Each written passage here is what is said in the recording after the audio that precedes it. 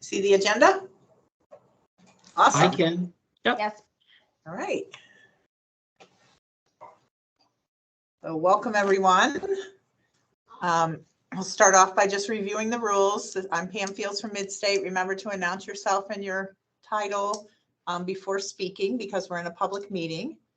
And the next thing on our agenda is to review last month's meeting minutes. So I'm going to pull those up. Did everybody get a chance to read them?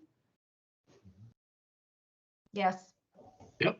I did. Yes. A lot of information I missed last month, so there's a lot of good information here.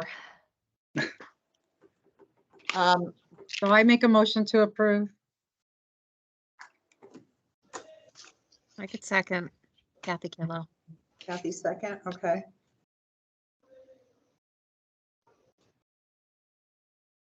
Any conversation, questions, issues? Nope. All in favor? I Aye. Motion carries. All righty, that was the quickest meeting minute review we've ever had. I know. I didn't even get to pull them up. So our next up is Deloitte update. Great, this is Betsy Bella from Deloitte. So we wanted to talk about two main things today. We had heard there was interest in hearing more about the residential plans that have been submitted, especially with a lens towards, how might they help to alleviate pressures of the waiting list. So there have been 15 plans total submitted. That accounts for both residential and day, and there are multiple agencies who have submitted plans for their residential programs as well as their day programs. So the regions have received, again, 15 plans. We haven't seen them all, so this will not be a totally comprehensive update, but we do have most of them. So again, today we're going to focus on the residential plans, since this is the residential committee, especially those where there's this element of restructuring to support people with greater medical or behavioral support needs, including folks who are on the residential emergency waiting list. So the largest transition includes 11 CRS settings. They're closing some settings, bringing in folks from the wait list or with greater behavioral medical needs to fill in vacancies in others. And this is a recurring theme for the providers whose plans have laid out that they plan to restructure, is that they haven't yet fully in their plans explained what that looks like. And the reason is to provide person-centered appropriate services. It's going to depend on the individuals who are coming in. And so, if somebody's coming in off the wait list, that will help to determine what kind of staffing, what kind of training, what kind of supports you're going to need in the area. In this particular transition, they've identified both folks who are definitely interested in transitioning. Actually, one person has transitioned. That's not in the plan, that's just, we know. People who have been previously interested. And then as the conversations have been going and as other people are talking about it, more people are expressing interest and they plan to identify additional folks. They're adding remote supports using assistive technology, including before transition, having a test kitchen, a living area where people can kind of learn about test options.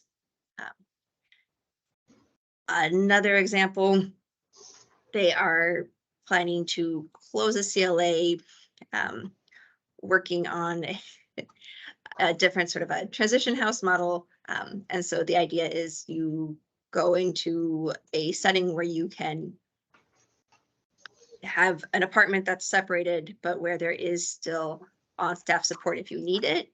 But before using that, instead rely on things like your assistive technology, your remote supports, your monitoring to get comfortable with that kind of a setup, so that when you move into IHS and there isn't the on-staff support anymore, you feel comfortable with it, your family's comfortable with it.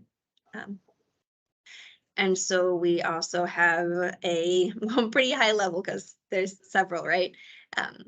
A transition where it's the CLA people are moving out of really currently serves mostly older adults. And so the person who's transitioning out has had health improvements, no longer requires this kind of assistance. And they are also working to make the CLA even more accessible, adding another accessible bathroom. And so this becomes a really good opportunity for a CLA that's actually already tending towards providing assistance to people with greater medical and behavioral needs, to be able to slot somebody in there. This plan also includes CRSs, and they're thinking about modifying these to then become sort of similar to the transitional model we just talked about before, but where the idea is someone can move into a CRS, explore more of what it might feel like to live in IHS before actually moving into IHS. And during that process, work on important life skills and elements to make sure that they are prepared and have what they need for when they do make that transition.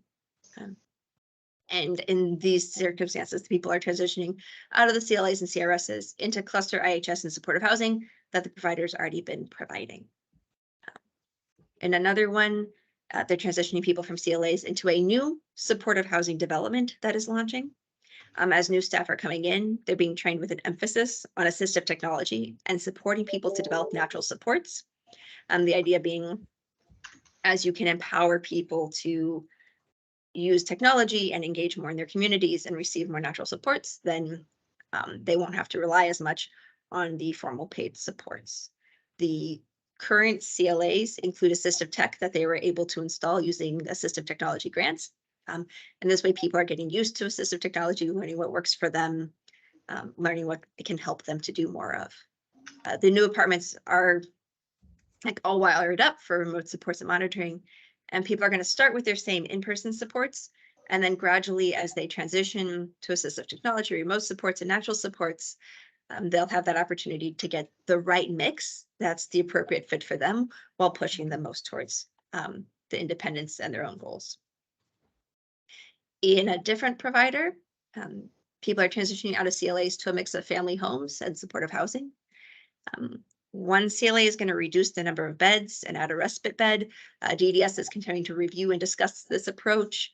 As a reminder, these plans have not yet been approved. They are still in the review and revision process, but everybody is moving forward. Another CLA, they plan to fill the vacancies with DDS referrals from the emergency list. In a different provider, they're turning an existing CLA into, again, this sort of a transition home model where people can live more independently to gain the skills they need as they're preparing for that full independent living. People who are already in progress, they're already in progress moving from other CLAs into this sort of more transition one.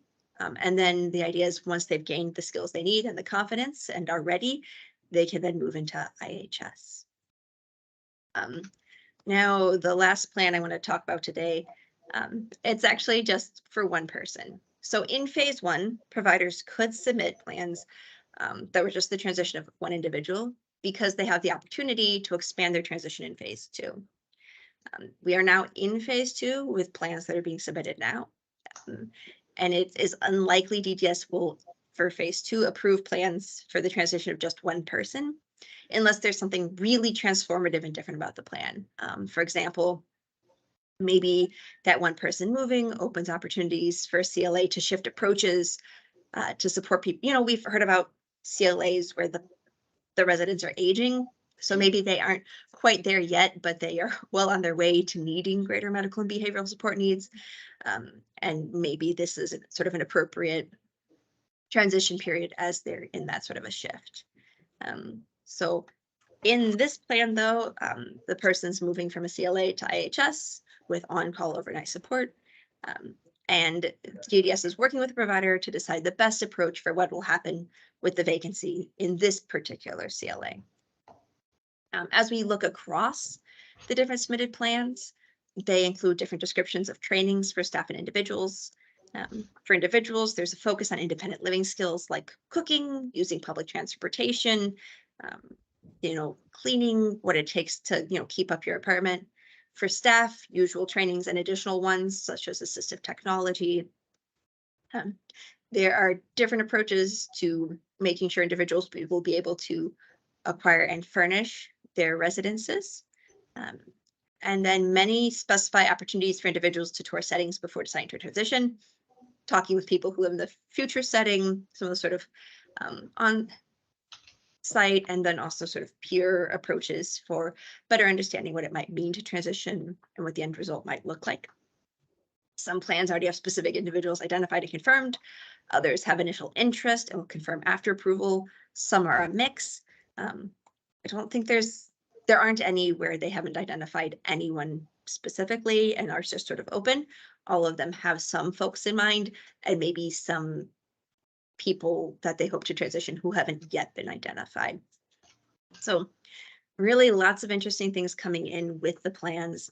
There's also a wide variety of day plans coming through with an emphasis both on shifting from non-vocational to vocational, as well as group congregate vocational to individualized supported employment or customized employment. So we're excited to see more plans as they start to come in.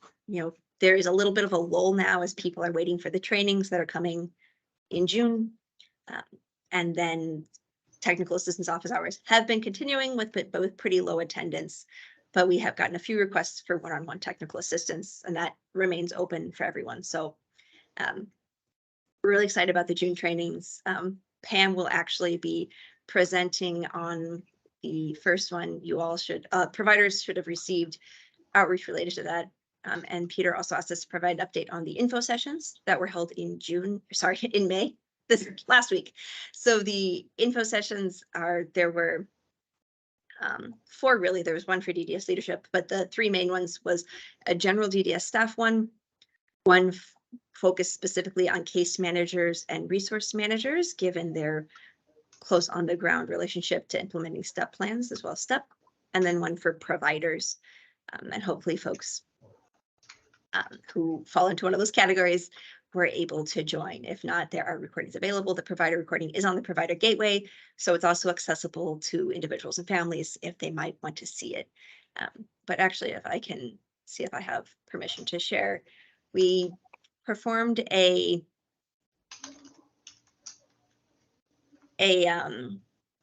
so here's the registration, and I wanted to the thing I really want to highlight here is for the case management and resource management session to only lose about 43 people between registration and attendance is almost unheard of in a virtual event. There's usually quite a large drop as people forget, as something comes up, as they say, oh, you know what, I'll watch the recording later.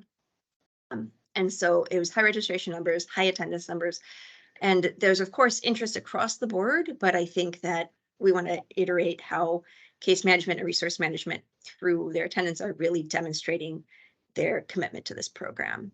We know there's a lot going on with providers right now where folks who maybe wanted to attend might have had to address other priorities in this moment, but surely people will be checking the recording later. Following each session, we had an evaluation survey. We will also be performing the same evaluation survey after the trainings to see how people are going along. And in this case, 38 respondents said they do plan to join a STEP training session. And as you can see, the questions for each were, well, they weren't questions. It was, please select how much you agree with these statements. And so the vast majority, all but 2 people thought it was helpful. Again, all but 2 thought they felt more comfortable explaining STEP and STEP priorities, that they know which resources are available, and that they support STEP and its efforts. So you do typically in these kinds of surveys see people cluster around the middle. So we're glad that they were on the positive side. For the case managers, resource management, a little more spread out, and we think that this might be because this was really an informational session, an overview. It talked a lot about what activities are coming down the pike from DDS that are meant to better empower and support the transformation plans as they come. And for this particular audience, from the comments and discussion during the session, it was clear there's a strong appetite for the things that are coming in the training, which are more around what's your specific role when it comes to sort of the implementation, the transition plans and the implementation of them. So that's why we think that there was a little more of a spread in the responses to this one. However, people are very excited about the STEP training sessions and planning to join. And then finally, the provider session. Here again, overwhelmingly positive across the board, but clustered close to that middle, with all but one person who responded saying they plan to join at least one of the STEP training sessions. So that's just a quick little overview of those that we wanted to pop up on the screen rather than listening to me say a bunch of numbers at you. This So is Peter Mason. Pam, you had a question? I do, thank you. When you showed the data that had some of the case managers in strong disagreement over this whole movement, which isn't surprising. I mean, you have providers that are in strong disagreement, but these case managers are overseeing the supports for people with IDD. Is there going to be a information or letter that goes out to families saying that if their case managers aren't in support, they can pick another case manager?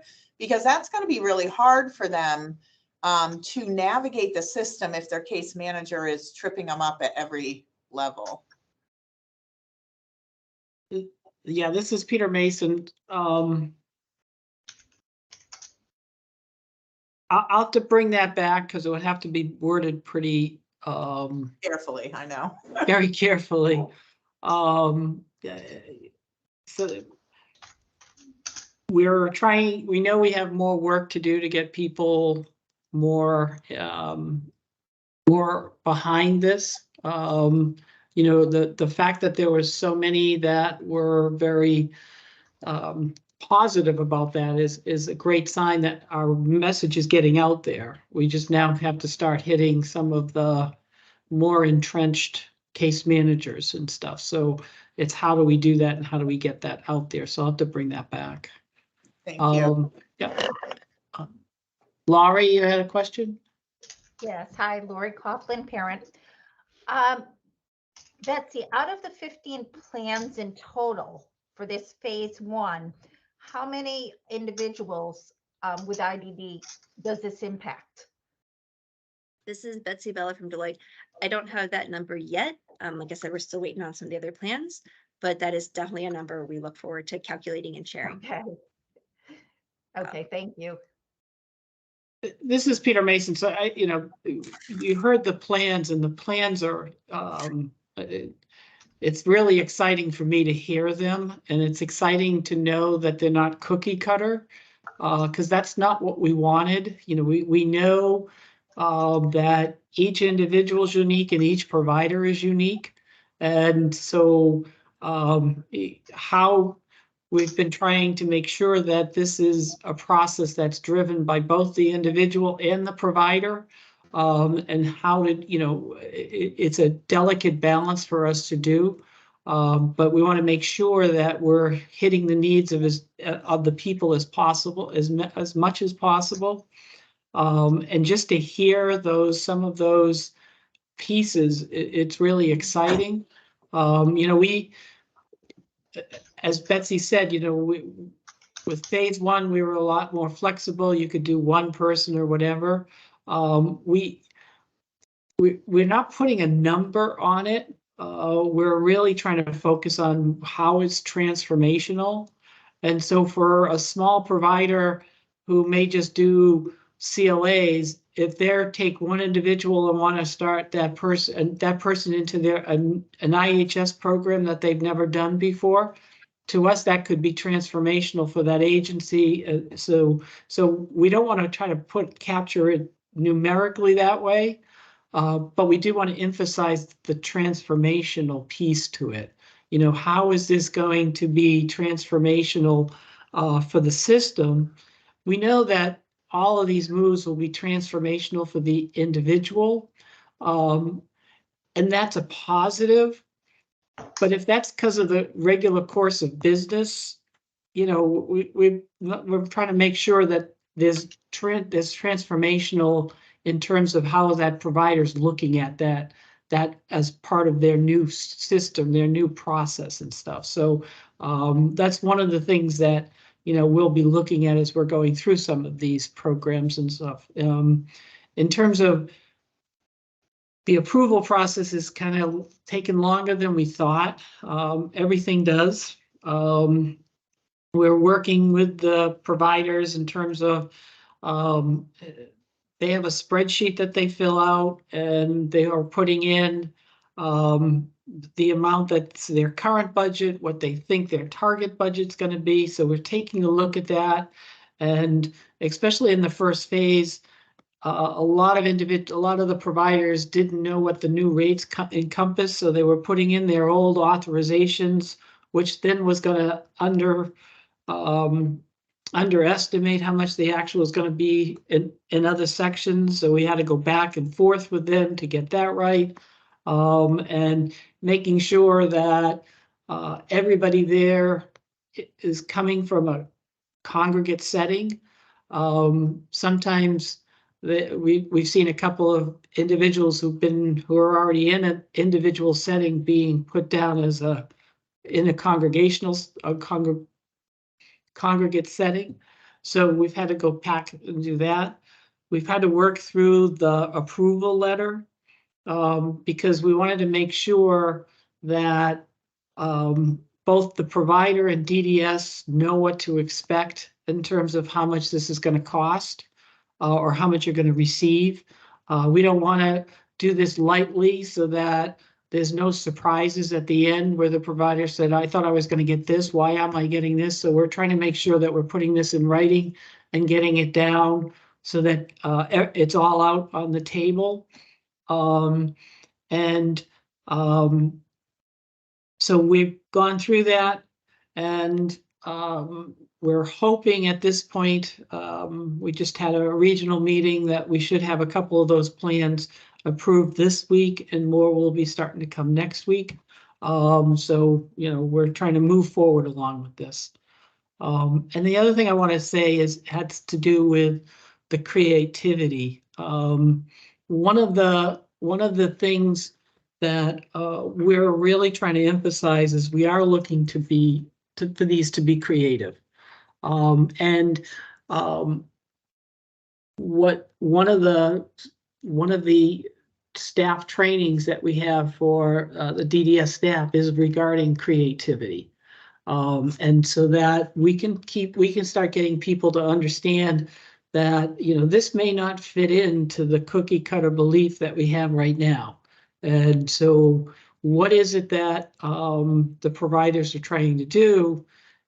How can we do it within our system? So we're trying to get from the mode of we've done that before to how can we do this?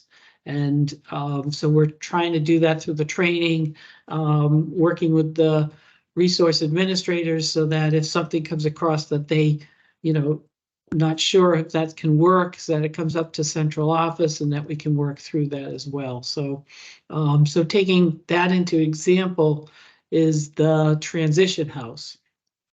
And so we have a meeting coming up about what the transition house parameters will be.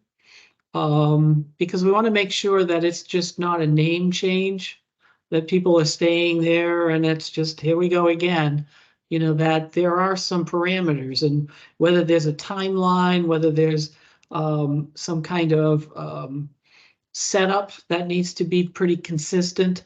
We're not too sure, but we're trying to figure out that so that we know what we're talking on our end so that we can make sure that providers know that as well.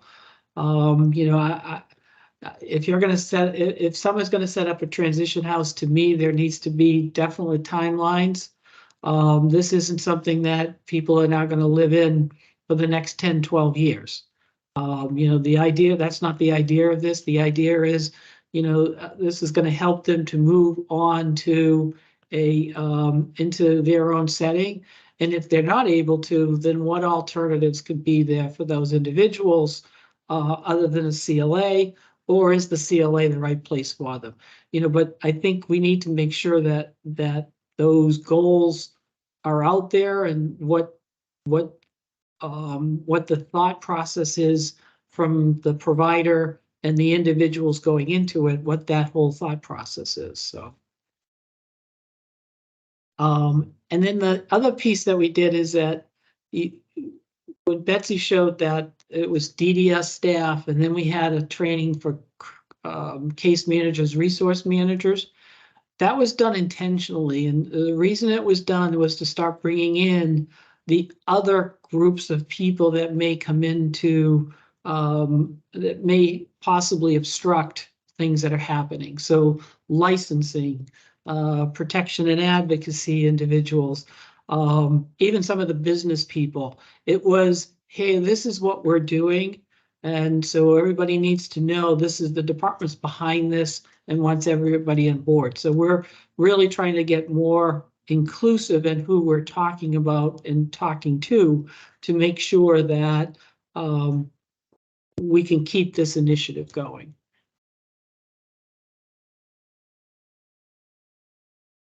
I think that's all I had.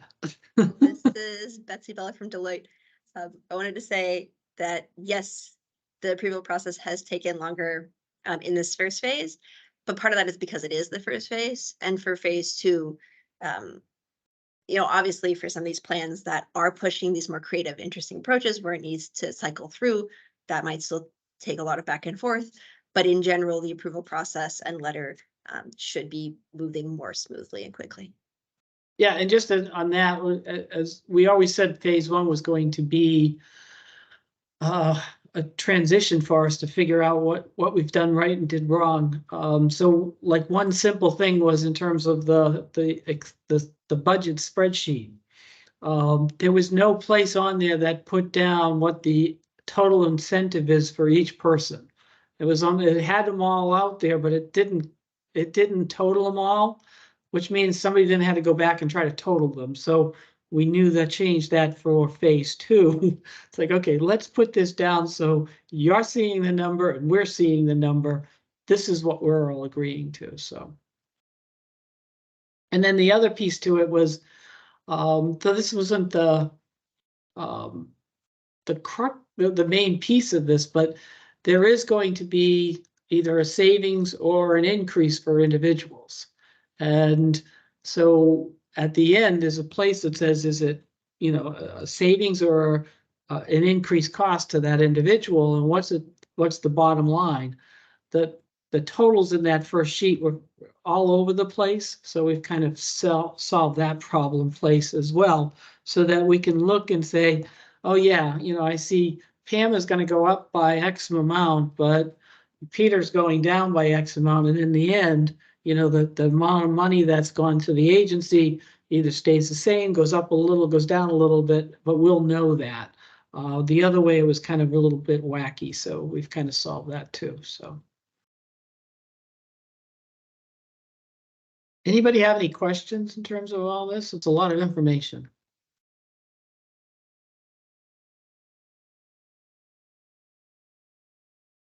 Okay. What's next? Pam, you're muted. It's Kathy. Sorry, McDowell update. So McDonald's not here, so I'm going to give the update. So a June newsletter has been completed.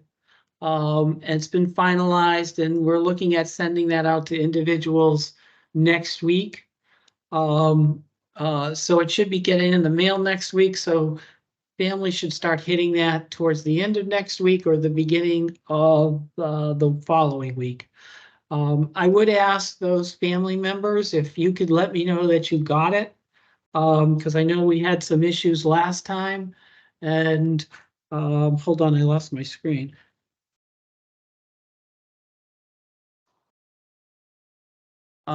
So I just want to make sure that you guys get it, and just send me an email saying, yes, we did or we didn't. So if you don't see anything by, let me see, if you don't see anything by the 7th, June 7th, let me know, because it should be. And I know we went through the list again, and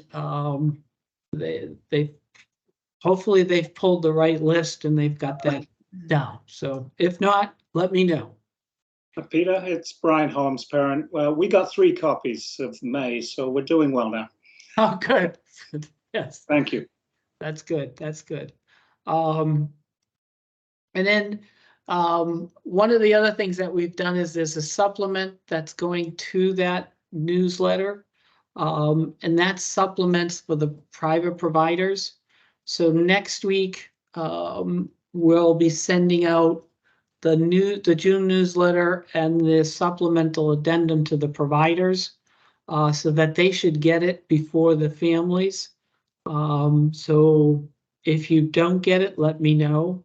But that should go out next week. And that's going to be electronic. The other one's by the mail, so you should definitely get it beforehand. One of the things that I want to show you is we've been working on the videos, and they've been doing a great job. We've got a couple done. Some are still in drafts, still need to be edited, added captions on the bottom. They do their lighting thing. I don't know all about that stuff. And so I want to show you one of them that's just about final. So hold on, if I can share.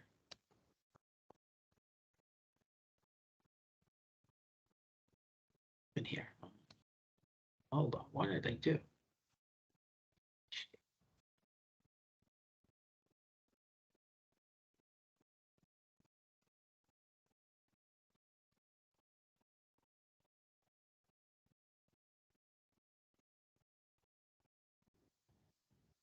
Hey, can you see that?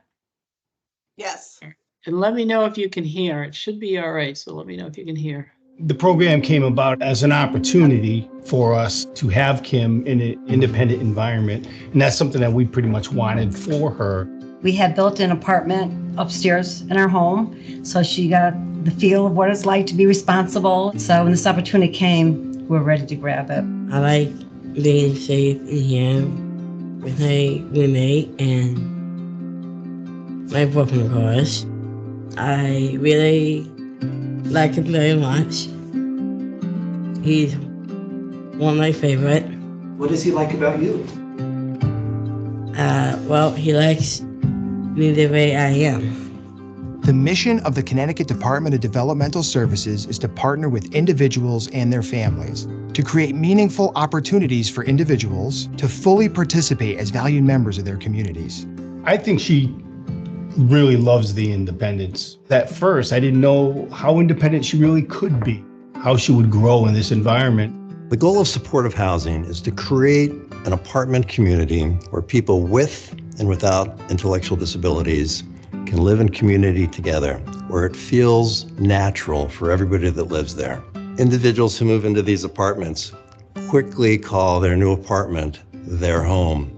And when their parents call them up and ask them if they want to come home to the family home, they quickly have different perceptions of what home is. And that's disappointing to the families, and yet at the same time, you know, they're super encouraged that this is working. We still have to be an active role in her life. So we're here often, taking her to doctor's appointments for it, grocery shopping to make sure that she's buying the appropriate things. But besides that, we love coming and she loves having us, so I think.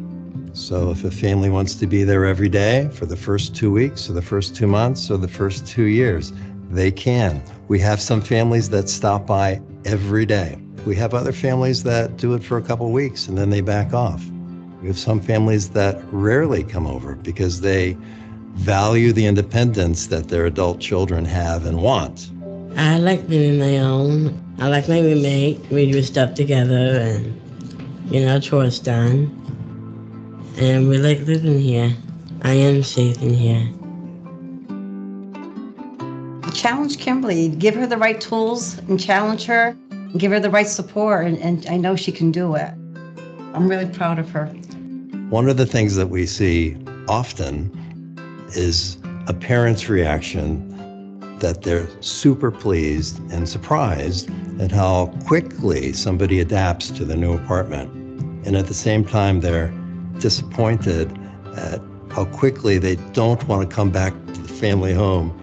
You know, as parents too, sometimes you have to look at the best interests of the child. You have to let go. You know, it's just, you know, one of those things where daddy's little girl didn't want to see her go.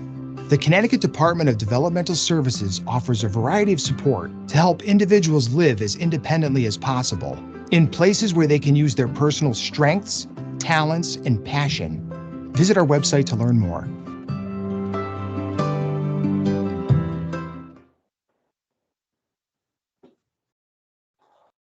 That's awesome. Is that the new Bloomfield one or is that in Canton? I think that was the one in Canton.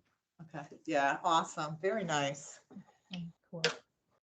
Laura, you had your hand up?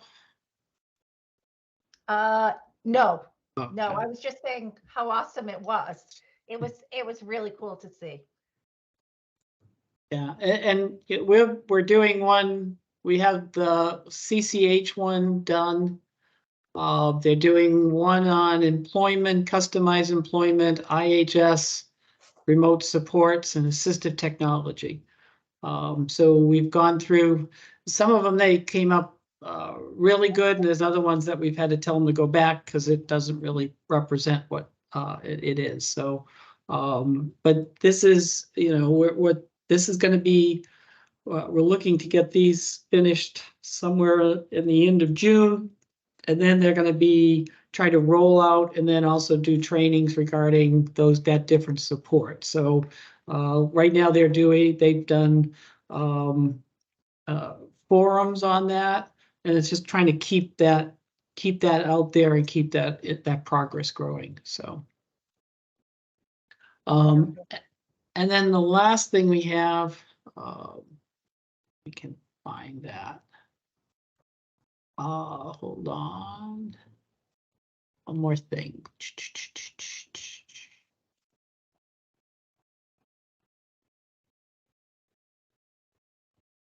We have an AT conference coming up, and so I want to share this.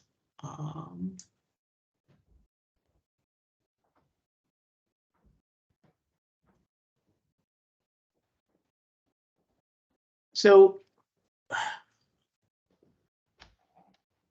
we believe that assistive technology is one of the keys to helping individuals become more independent. And so what we're doing is having an assistive technology innovation conference. This is on June 22nd, 2023. And we're doing it in cooperation with our Connecticut Tech Act group, DDS, and then the Connecticut Council on Developmental Disabilities is also doing that as well. So it's a joint piece. We'll have speakers during the day. There'll be exhibits out there that people can go and look at and try out different things. And it's going to be in Rocky Hill, the Sheridan in Rocky Hill. So we'll be sending out postcards to families so that they know that. And we'll be sending those that have signed up for the email. We'll be blasting it out to the email and stuff. And we have 250 openings. Right now, I think we have 40 people that have signed up so far. And we're hoping to get this filled up. And get people to see what assistive technology can do for individuals. So it's just a plug for that. Very exciting. And that's it for the communication update. Right. The next thing on our agenda is frequently asked questions review. Do you want me to share the agenda, Peter? Yes, please.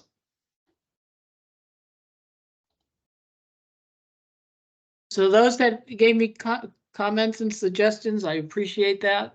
We try to incorporate those in the FAQs. Are you seeing it correctly? I am seeing that. Awesome. So then there were some specific comments, so I wanted to bring them up so that we can hit those here.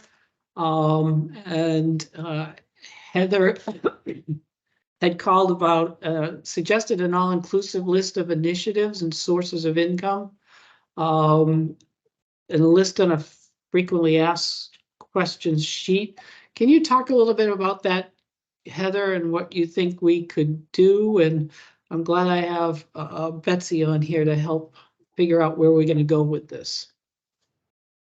Hey, it's Heather from Marrakesh. Sorry, I don't really remember this, but I'm thinking, you know, you talked about so many different initiatives like the project-based housing and the supportive, the technology stuff, just all the different, like, oh, we don't have to talk about rent subsidy here, or we don't have to talk about that because of rent subsidy. Like, for example, just yesterday, I think we're requesting like $9,900 for two people that are moving out of one apartment into another apartment in the community. And that's what they need for security deposit and last month's rent. For, like, just stuff that always slows us down when we're thinking of moving out of a CLA into IHS. It's the stuff that always scares us because we have to request these one times. But you talked about other initiatives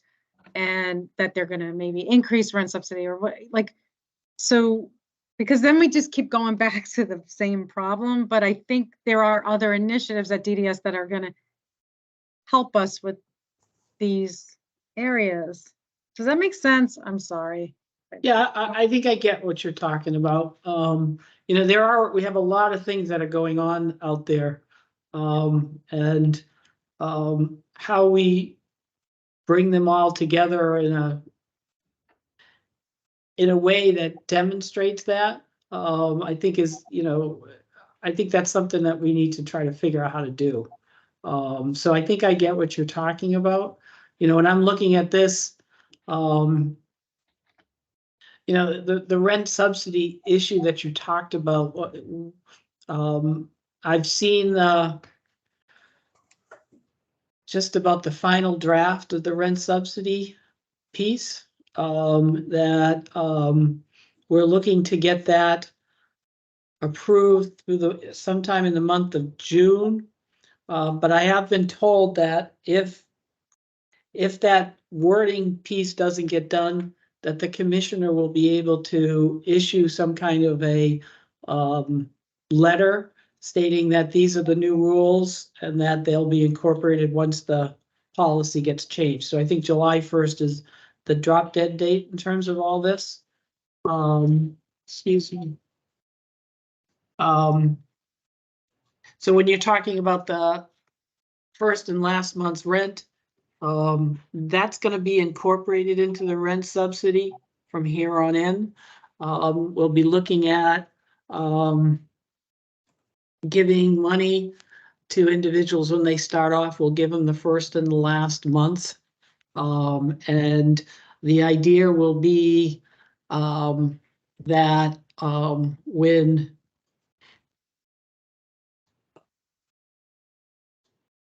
I should say the security deposit. When we're looking at the security deposit, we'll be giving people their first and last month's rent, and not a security deposit, Right. but the first and last month's rent. And then the idea being that if the individual leaves, at that point, that last month's rent would be able to pay for the security deposit. And if the individual did something that would interfere with the security deposit, the provider would be able to put in for a one-time to make up the difference and stuff. So we've got a couple of things. We've increased the amount that people can that are going to pay towards rent subsidy. It was 40%. Now we've cut it down to 30%, which hopefully will then give them more money in terms of everyday expenses. So there's a number of things we've done in that. So hopefully that will come out. But if it doesn't, the commissioner will do something for July 1st. But I mean, putting all that stuff together, I think will be, that's probably something that we can try to go back and figure out how to do. Right, Betsy? This is Betsy Bella from Deloitte. Just try and stop me from putting it in the FAQ. I'm so excited the rent subsidy stuff is coming out soon. We all will be. It's Heather from Marrakesh again. So just as an example, my first call this morning was at 8:30 in the morning, and one of our direct support professionals called and said, someone that lives in an IHS, his roommate is in the hospital. He's, I bought we bought some time with the cable company, but they're going to shut off the cable. Like, we are really acting as bankers, and like all these things that we don't worry about in the CLAs that you don't think about are just, and that was just the first call. The second one was about the two people that are trying to move, and they need the $9,900 to move, and they're not going to get they might not get their security back, or it's just, that's just two in one day. And it's regular problems for us. I mean, we find solutions. We have someone that donates money so we can front people loans, but I feel like a bank or a loan shop. I don't, it just should be baked into the program. So if the person goes for IHS support somewhere else, that it's okay. Like, they could choose the provider. They don't, it's just really the whole thought about living on their own and paying on their own, and that when a roommate's in the hospital or they move out or whatever, that they're all set still and they're not getting shut off notices and all that. It should just really be thought out. And then the RAP certificates too. I think you said in the beginning that we were looking for more, or trying to get some, and those are really the best, because then the rent is really low and the person has more money to live. And yeah, we're working through that with it. We already have like 131, and we're looking at how to purchase more. We have an issue right now with the non-project based wraps. Not that we think there's going to be a problem, but it seems to be taking longer. So we're going to start people off with rent subsidy to start.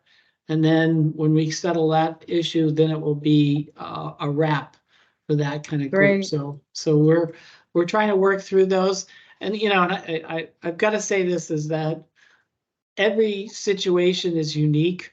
And so I'm sure there's things that we don't know right now.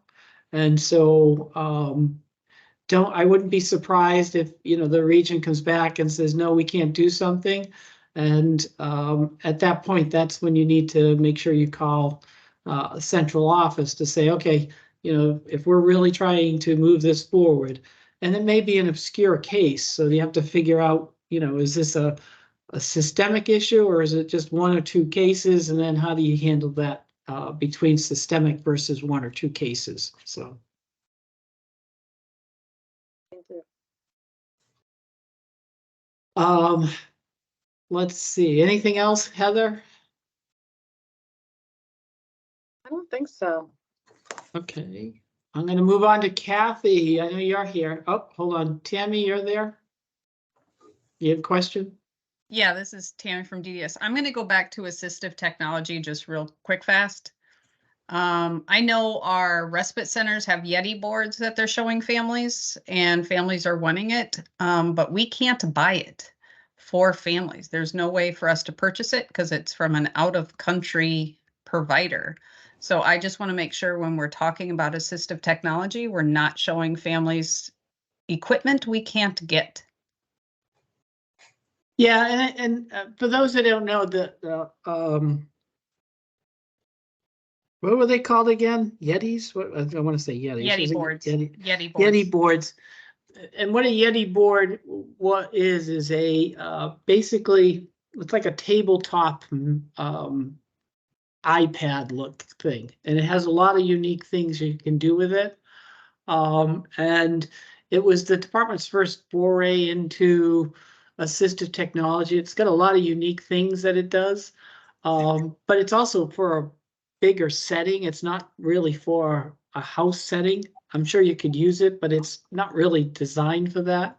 And it is, as Tammy says, it's something that we do have it at the respite centers. We were also we've purchased a lot of other assistive technology that we'll be installing. I think they're installed or in the process of installing, that is a little bit more tailored to individualized stuff. But you're right. I mean, that's a outside vendor we had. That was a deal that came through. And it serves its purpose within the respite center, but for a regular family home, it doesn't really do the trick, so.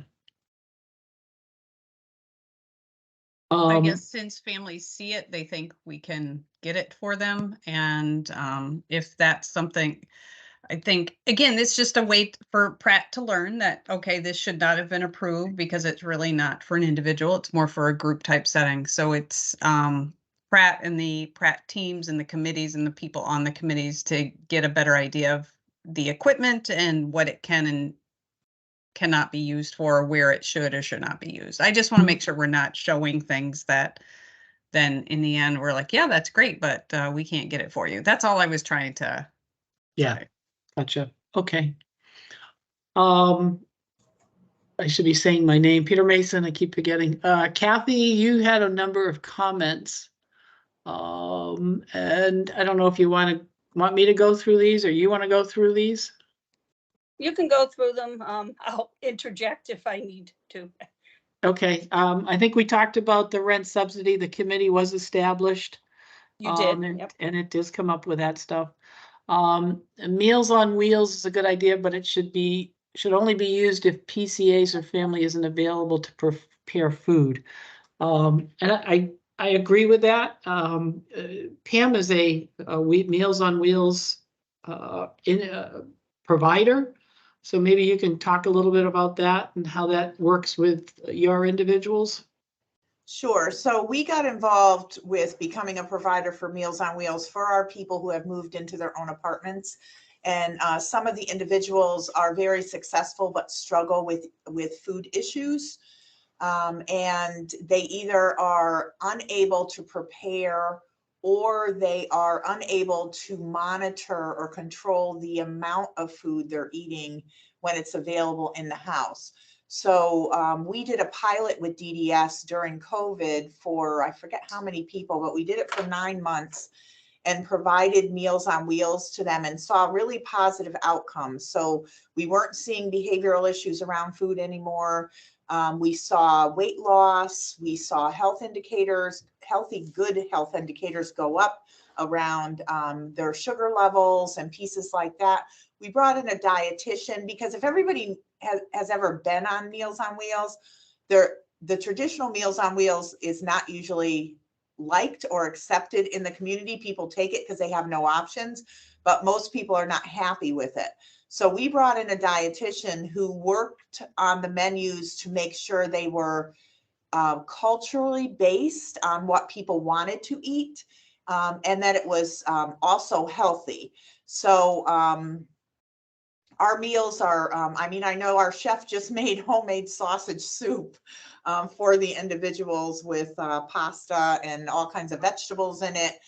So when you see the traditional Meals on Wheels that go out, ours are a little different because we wanted them to encourage them to eat the healthy meals and to be able to provide and not keep them from living in their own apartment just because they couldn't control their food intake. And it has been very, very successful. And we're in the middle now of working with DDS. DDS is getting it on their waiver and looking at the credentialing process that providers will have to go through if they want to become a Meals on Wheels provider. And once it gets onto the billing and the waiver, then we can open it up and provide it for individuals who are living on their own throughout Connecticut. And we do it. The other issue with the traditional Meals on Wheels is that if you weren't home to receive the meal, they shut you off. So if our guys didn't make it home in time, they didn't understand, or they didn't leave their cooler out to receive it, they kept getting shut off of the Meals on Wheels program. So we work with a provider, the support provider, to make sure we're delivering the meals. So we either deliver them to the provider who then disperses the meals, or we deliver them at a time when a staff is there. So it's coordinated a lot better than the traditional Meals on Wheels deliveries. And it's been working. So, but we don't we use it for people who, at this point, who are living in their own places, and they don't have necessarily a staff available to help them cook. And we also do provide healthy cooking classes. We wrote grants. So this is our second round of 8-week healthy cooking classes for people who are living on their own to incorporate both of those, Kathy. So teaching them how to cook, but also providing the right amount of food for them on a consistent basis. Well, I'm going to say that's excellent. I was referring to the traditional, which we all know people complain about and don't eat. Yeah. Yeah. It's not good. I mean, I have a friend who's on it and they want to get on ours. And I said, I don't know how to do that. I don't know how to do that. Because we're, licensed or certified through the Connecticut Home Care Program for the Elders. And through Allied. So that's how you start to get certified through it. And then DDS, has their piece on the waiver. But the certification will always have to go through that system. And it took us 2 years to get certified. Hopefully, for the new providers, it won't take that long, but it was during COVID also. So there was a lot of delays with that. Heather, you had a question? Hi, it's Heather from Marrakesh. That is a great program, and we're actually right now going through an issue but I think it's being translated like if we have their meals delivered to them daily or whatever, then they don't have access to all their food all the time, and that's the Medicaid. So did someone research, could we talk that out, or how does that work so it still fits in the final rule that, they can't just come in and eat all the food, because we have people that will just eat. They're very independent, and just like me, they'll eat and eat and eat whatever's available. So I purposely don't, make things not available. So yeah. So in our apartments, the individuals have access to their snacks and other things that they want to eat. They just don't have a full load of groceries in the house, because what we were finding is you did your week shopping and in 3 days they ate them all, the whole week worth of groceries. So now we either provide groceries day to day, so they do the shopping, and then each day's groceries are at the house. So if they do eat it all in the morning, at least they're in the same day. So they may not have food throughout the day, but they've eaten it all at one time. So you just work with, however it's going to work best for them. But we found that when you do your traditional, it's almost like they should be living in Europe, because in Europe you shop daily for your food. You don't go out and buy a week's worth of groceries. You carry your little cloth bag to work, and on the way home you stop at the market and you grab your meat and your vegetables and you go home and cook. And so it's almost like our guys should be on that same routine, and they wouldn't have an issue. So if they lived in Europe, they would probably not have the food issue because they'd be shopping daily. Exactly. Well, again, it's Heather from Marrakesh, and I just want to make sure that the DDS QSR and licensing people understand that as well. Just recently, are dealing with something similar, and it's only out of, not eating a week's worth of groceries in one day that we do that. And And these are all the things that as we have more and more individuals living on their own, all these accommodations that we have to work through. And I know that Steve at Favar with their Canton, they have a food program too that people can get into as well. So, the idea is not to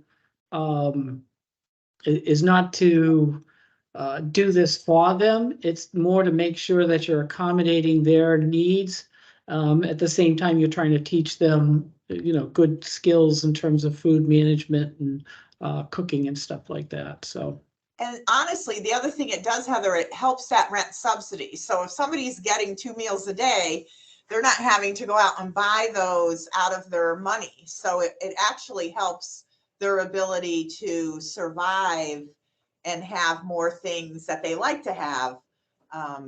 So I don't know, it works really well, but you do have to, it's so individualized. This whole process is so individualized. So each person is different. You're going to set it up differently for every person that you have. But it's Heather again from Marrakesh. I think that's a huge key to why some people still live in group homes and they don't live in the community is that access to food all the time and the money for food. I think that's what we're finding when we're going and looking at people. Okay, who's on the STEP program, who's going out next, and it is food. A lot of it is food. So if we could really, I'm so glad you're talking about this because I never brought it up before at this committee, and it's definitely where we see the biggest, barriers. And if you wanted independent to start to try it, you can get the team, DDS is paying for the people through a one-time until it gets put on. It's approved through the waiver, but the system to bill it and everything is not quite there yet. So you could ask for that and we could put you on our Meals on Wheels program and deliver the meals. We deliver twice a week and we could deliver down to you. That would be great. We are definitely gonna do that. Yep. Thank you. Absolutely. Great. Number 3 was obviously one-time funding for furniture is a fair idea. Yep, one of the things that we're looking at is changing the one-time policy. Right now it says that there's furniture available for individuals moving into a CRS up to $1,500. We're looking at changing that to say CRS and IHS. So that will then allow the furniture to be there or purchase of the furniture. Yeah, they should talk about, how you had that great thrift store at Southbury, and I don't know if it's still running up there, but and they had a lot of furniture and pieces. It's almost too bad they couldn't have a section that was holding furniture for people moving into their own apartment, and they could take a ride to Southbury and pick up donated furniture. I don't even know if they still do that. I'll have to find out. Great. So they had the best thrift store in the state. It was amazing. And they had a lot of furniture. It would have been really nice if somebody who already has that type could, add on and have a place where people could donate. We do that. We have a storage area and we get calls all the time and we're like, yep, we are always opening apartments. We'll take dishes and pots and pans and curtains and whatever else you have. Wow. No shoes. Kathy, you had a question? Comment? No, it's Kathy Kalo, DDS. I just wanted to confirm that the thrift store is still open at Southbury Training School and available to folks to go up and take a look. Great. I just have another question. I have another question. I was just thinking when you were speaking, I was just wondering if any folks are using other meal type services. I know that you're saying, the groceries in the house all at once, which would be the same thing as having like a HelloFresh. It's just that those types of meal plans for folks are very portioned out. And there's really simple recipe cards for folks to learn how to put together that meal. I just wanted to know if we were taking advantage of any other food services out there. I know that Favar has a restaurant that is doing delivery like that. We've done some things where the person does their groceries and then it's they almost divide it up themselves into their, we're going to eat this on this day and put all the stuff together, and it's held in the office. We have a refrigerator and everything in there, and then they go to the office every day to get all of their food for the day. So we haven't done the HelloFresh pieces because they tend to be more than the guys can afford at this point. Yeah, and you can pick on like your, how many days of the week you want it, and blah blah blah. Sorry. But they would love it. We do the independent cooking and they absolutely love it. So they would love getting like a HelloFresh or something. It's almost like maybe that's something we can look at as another business model. As anybody in Connecticut could create those for these type of situations. That and the elderly, I think, would jump on it too.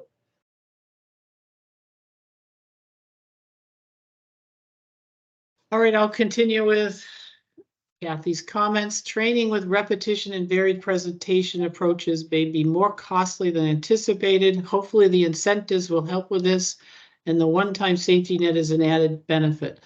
So in terms of the ARPA initiative, those incentives definitely can be used towards the training. And in fact, we see that a lot with what as part of the plan is providers will say, they're going to train their staff to do X, Y, Z. So, that is there. And I mean, after the initiative, I would assume if a provider's doing something new, that working with the region and trying to get a one-time to help in terms of that, I'm sure that that would be something that would be entertained.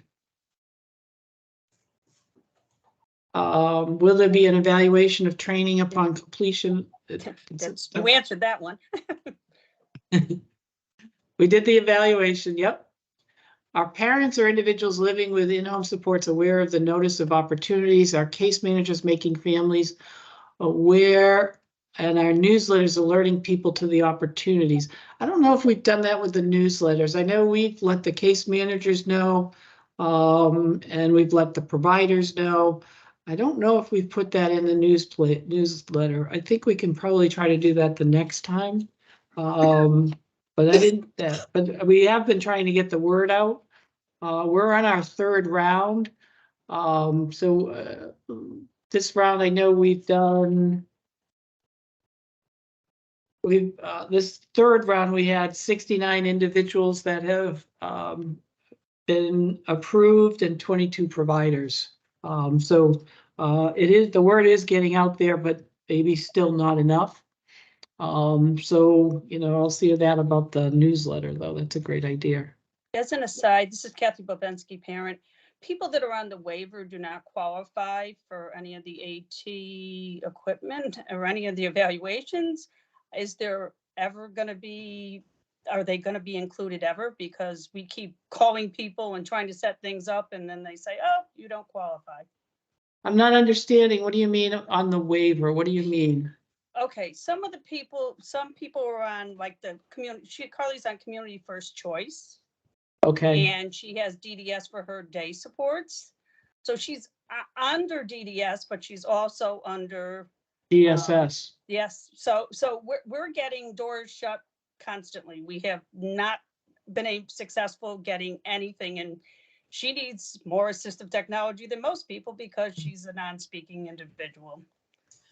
I know. If I could just join in here, Peter, I'm sorry. This is Pam Fields from Midstate. I've been meeting with people at DDS. So DDS is, I'm not DDS, DSS is working on how to get the assistive technology out to these other waiver populations and how it's funded through those waivers. So I know they're working on it. Okay, thanks. Gregory Bennett is taking. And I had started a conversation with the staff at DSS regarding trying to get this, trying to work together in terms of our assistive technology grants. And we got so far and then that person's no longer there. So it kind of, and I'm not too sure who's picking up the ball, but I'm glad Pam said that because I know that is something that if they're working on, that's great. Yeah.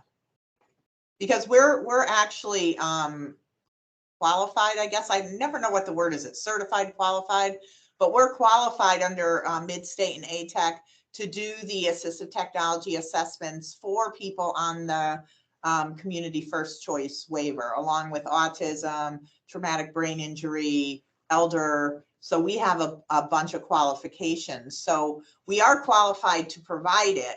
I'm just surprised they're saying it's not available. So this is Kathy again.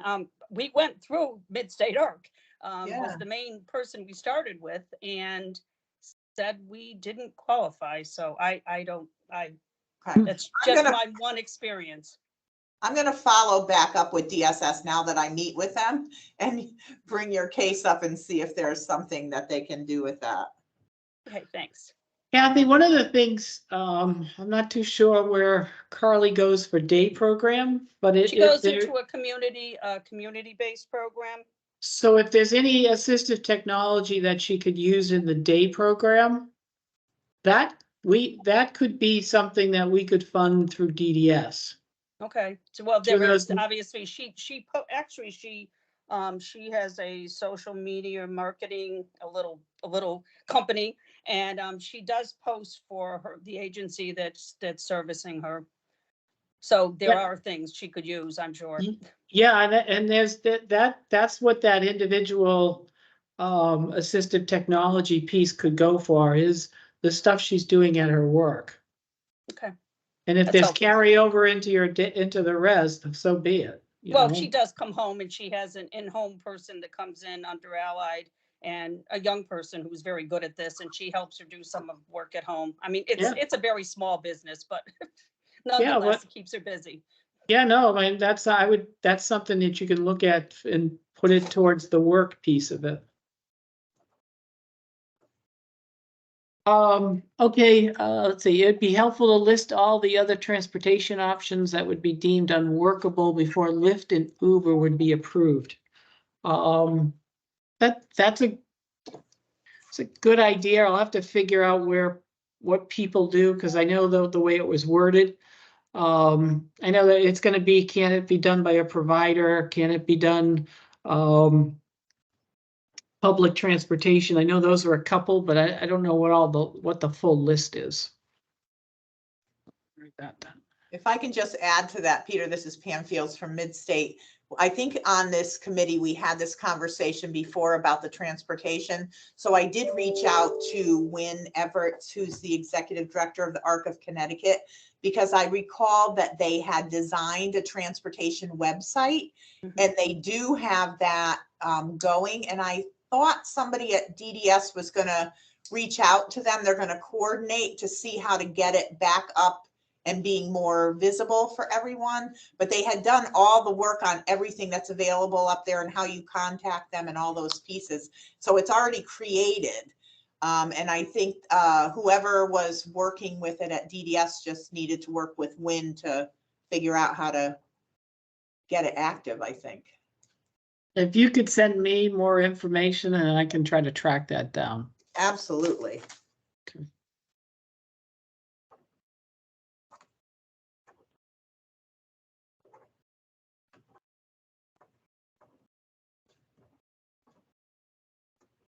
And if you can move our agenda down.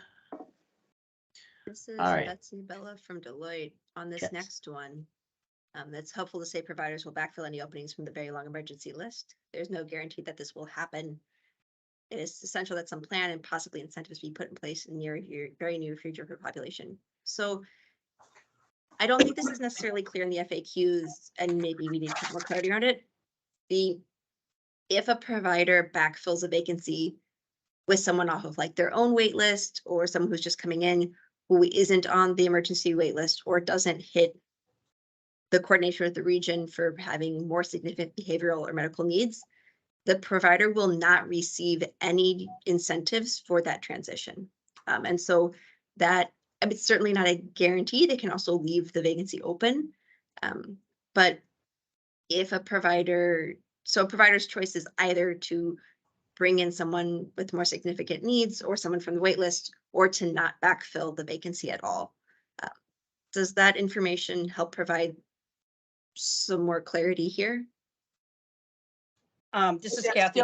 It does, for me, Yeah. it does provide. Yeah, some and I think, that sometimes what we've seen is there could be like a domino effect. So an agency could be looking at a couple of houses. And so one house may have a 4-bed house may have a vacancy, and another house is looking at placing other individuals out. So they may then move one of those individuals into that vacancy of the house, which helps them move the other people out of the other house. So, that domino effect, but the end result is, at the end, after all the different moves, have they looked at the emergency list, the wait list, or the priority of the department to fill those pieces? So, to say we can't do it by each house, we have to do it by the plan. So to make sure that if there's a domino effect,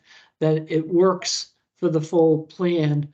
So sometimes it may be just people moving to get to where they need to be. So. Right. So Peter, this is Pam from Midstate. So I guess I'm a little confused, because I thought that there were no incentives for taking people from the emergency wait list. So are you saying now that there are incentives? Well, what we're saying is that if you place a person out and you just take somebody that's not one of the priorities of the department, the individual who moves out does not get an incentive. It comes down to what's happening with that house that's there. So there's the incentive is more that it's a combined thing, so that you're if you're backfilling that vacancy, then it has to be one of the priorities of the department. Heather? Hi, it's Heather from Marrakesh. So that means if we do move somebody out of a group home into an IHS program, and then that doesn't work, you don't get anything until you move someone off the waiting list, the emergency. It's that it should be part of the plan to start off with. It's like, we're going to move this person, so what are you going to do with that vacancy? Whether if you could choose to close the house, which is, that's an option. Or you can look at restructuring, that's an option, or you can look at taking somebody off the waiting list. So, or the emergency list. So, but that has to all be defined and agreed upon in the beginning. It can't be, I'm going to move these people, and then you don't say anything, and all of a sudden, now we're in this position of, well, what are you doing? So that's what the whole plan tells us what's going to happen. All right. Yep.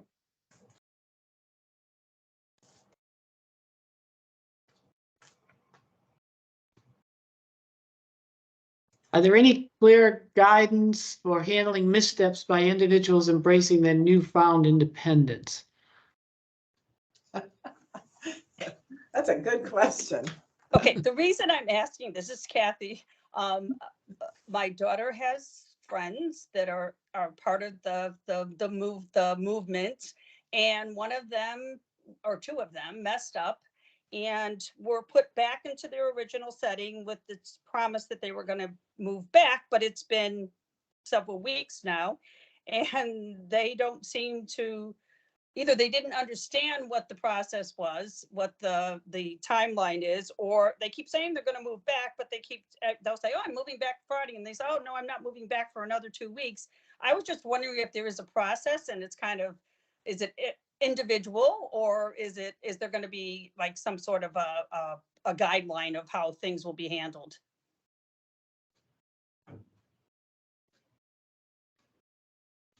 So this is Pam from Midstate. I can only answer on my experiences in our agency when we do that. And Heather, you can jump in on yours. It is very, very individualized.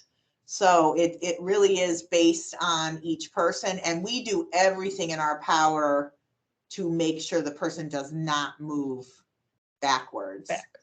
So if they move, and that's just our experience. I mean, we have a woman now who we're fighting for. She just got diagnosed with Alzheimer's, and we're trying to figure out what's a step down, not a step back. So maybe a little bit more staff, like in a cluster, so she could have an overnight staff, so she wouldn't have to lose all of it. So it really has to be individualized. That makes me sad thinking that people just moved back. So I don't know what that's about, but Heather, you can jump in. Yeah, I guess I would say you don't know what's happening on the other end. I mean, maybe they have been working with the individual, maybe not, but maybe they have been working with the individual, and the individual still isn't at a place where they think that that they're going to succeed. Oh, and I'm sorry, Peter, I should have added the other thing, Kathy, that may have happened is there are certain diagnoses or behaviors that prevent somebody from living in an independent environment. So if they never exhibited those behaviors and all of a sudden they were there, that could have caused the move back for safety issues. I don't know the entire story because it's not totally my business, but it didn't appear to be that big an infraction. So I don't know. So it's same thing. It's, I don't know how well the person's family is advocating for them or who else is. So I don't know the entire story, but everyone who in the day program where the individual goes were a little surprised by, it seemed to be a harsh consequence. So that's all. I don't have specifics, and I understand it's individualized. Just asking. Yeah, no, I mean, it would be very difficult for us to legislate or make a guidelines that, you know, we could possibly do broad pieces to it, but I'm not too sure where the team is and all that, Kathy. I mean, the team should be the one who's overseeing what's going on, and but that's an interesting one to banty around on this one. I can bring that back and see if people have ideas here, but the problem is that we try to make sure that the providers have the freedom to do what they feel is best for the individual, what the team feels best for the individual, and try not to put these black and white things out there. But you know, I'll bring that back and see what people think. So we talked about the wraps. I know we've been working, I know there's a wait list, but I know the DDS has been working with Department of Housing, especially in the area of the supportive housing. So we're not looking at at a wait list for that. It's just a lot of that is process and try to work through that piece for us. And then the staffing shortage is very real. Yep, that's true. We hear that a lot. So.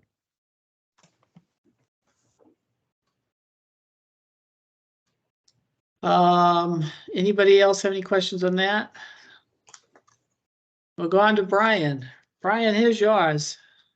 Okay, yeah, you shortened my question along a lot because I had to pull up what I actually wrote about a month ago. I can't remember what I written. My concern is basically the staffing shortage is one thing, but this whole transformation process, you know, obviously you've got a lot of ARPA funds at the moment, and then the legislator keeps cutting the funding down for DDS. At the time I wrote this, you were going to get like 1%. I see today it might be 2.5%, it might be 3%. How is the transformation process sustainable after the ARPA funds are exhausted? And I was wondering overall, just asking the providers, do they see these changes meaning less staff were going to be needed overall, or because you're going to bring more people in, you're going to need more staff in the end? Have any of you ever worked that out, like Heather or Pam? And I'm just worried about where the money comes from when ARPA is finished. That's all. This is Pam Fields. I think for us, some reduced staff. They were in 24-hour staffing, and now they're using 36 hours of staff a week, but they were in a group of shared staff. And then others, if you're taking people from the emergency wait list to fill it, then you're increasing staffing. So yeah. You know, staff are always concerned that they're going to lose their jobs, and we tell them you're not going to lose your job. There's such a need that, and then the need isn't going to go away. There's not enough people born, so there's not going to all of a sudden be a spaceship that lands and drops off thousands of DSPs to be able to hire. So we have to transform the system so we can use staff when it's most relevant to use them, and not have to rely on them for things that our guys can do on their own. They've just never been taught or never given a piece of technology that helps them do it, and really merged it with natural supports. So I think we had a closed system for years and years and years. We'll do it. And now we're really trying to use all those natural supports that are out there already in the community too. Thanks. You know, the issue of sustainability is it's something that we've dealt with for years, and we'll be dealing it with for years from here on as well. It's a legislative issue in terms of what the funding is. So I can't guarantee you that DDS is going to have all the money it needs to do all the services it has, because that's just not reality. You know, the economy and the budgets go up and down over time. We happen to be in a good time right now, and years ago we were in a bad time, and there were cuts to rates. So it's it all depends, and I think when I look at this, it's pretty clear the department is moving more towards, and individuals are looking for more individualized services. And congregate settings is something that is, the way I see it, is going to be less and less going down the road.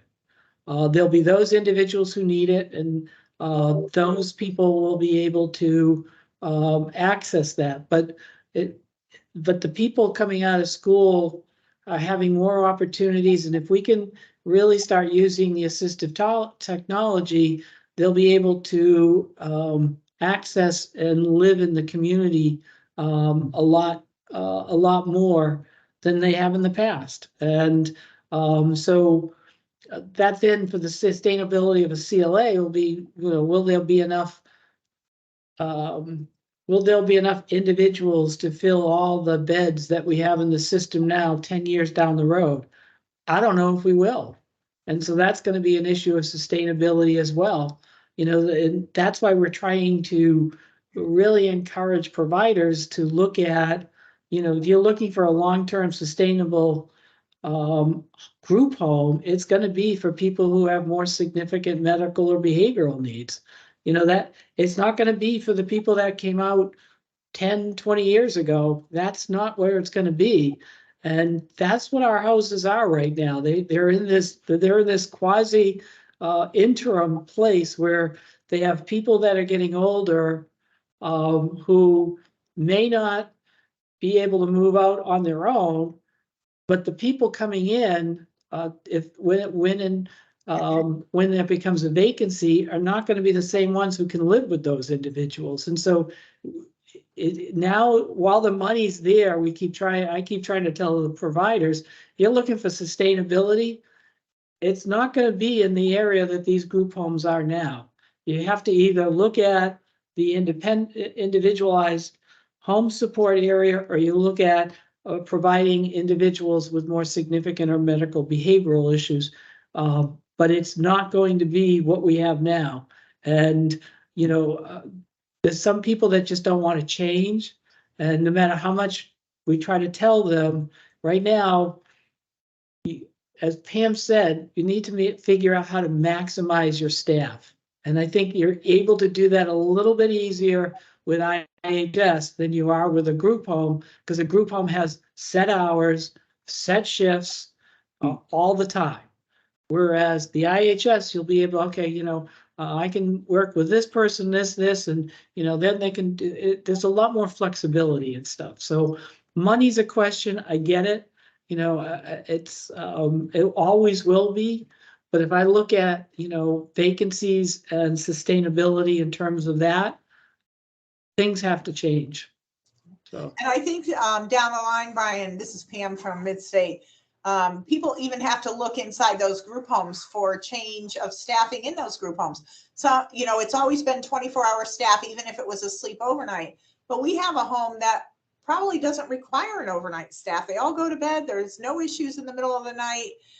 So, when you look at things like that, is there a way to have one staff who's, if you have houses in proximity, that's overseeing the overnights for all of those, and put some technology on, so if you're seeing movement or something, they would know to drop in or check in. So I think that even in those environments, they have to look at what's the most independent way to do it. Mm-hmm. Yeah, this is Brian Holmes, parent. Thanks for that explanation from both of you. And I think, Pam, you're right. I've learned a lot on this committee about, the remote supports. And I think that is really a fantastic thing that's going to help this whole process, definitely. But thanks for your information, Peter. Sure. All right, it's 3:34. We're past our time. I just wanted to see if I got anything here that needs to be told. No, I think I can do it at the next meeting. Okay. Now, are we doing it once a month now, correct? Okay. That's correct. So we'll be meeting in June. We'll be meeting in June, yep. All right. Have a great month, everyone. Great, thanks, everybody. Thanks. Bye, nice to see you. Bye. Bye. Take care.